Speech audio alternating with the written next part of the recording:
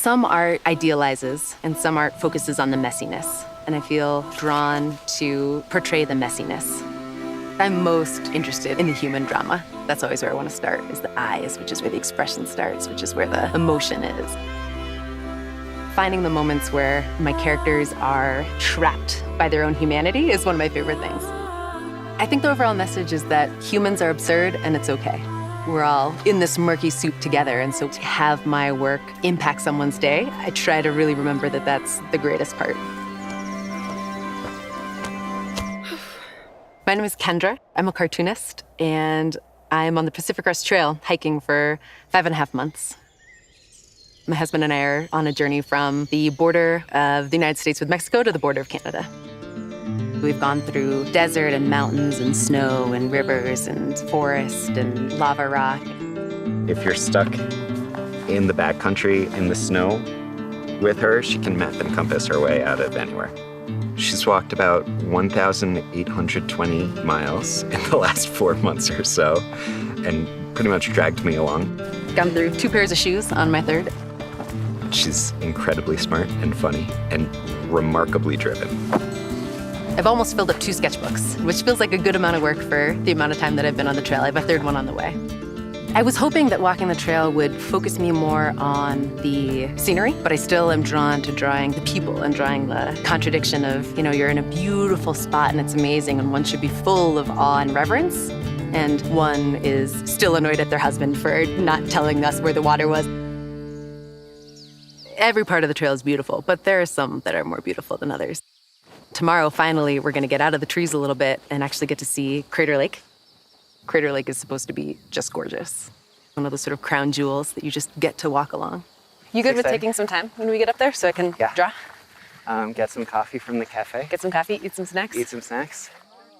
Along the trail, there are the people who are not hiking the trail, but who are helping out hikers. We call them trail angels. And one thing that they do for hikers is provide trail magic, any delightful thing that sort of helps the hikers along. Cheers, my lady! Cheers! All the way to California. Man, we were thankful for them. No hiker I know has ever turned down a cold beer. We come across this amazing trail magic, and I'm like, oh, unlabeled weird thing you add water to? Let's find out what it is. Drawing a cartoon about a life experience, which is what I'm doing on the trail, you are the architect of the experience and the memory.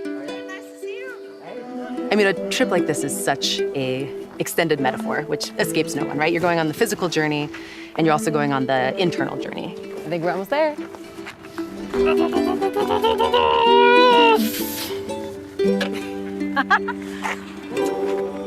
Nice, nice! Can we jump in it? Yeah, there's a trail down. Oh, nice. To get to really interesting ideas, you have to let time not dictate you. You have to have a certain amount of freedom.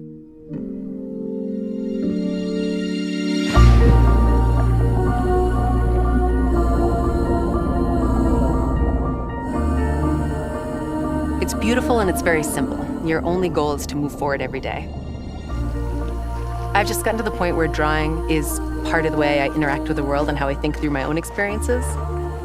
Being awake and alive every day makes me want to interact with a piece of paper also. I mean, I've just put myself in the most beautiful place I can imagine. That's kind of the goal, is to have as much of this as possible. This is the great shakeup that then I get to digest for a long time.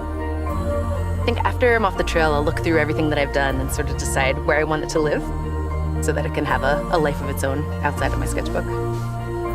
I'm looking forward to getting back into my routine, do that more practiced discovery. I bet after this trip, I'll be satiated for at least a couple months. I bet it'll be a little while before I start pestering Evan about our next adventure.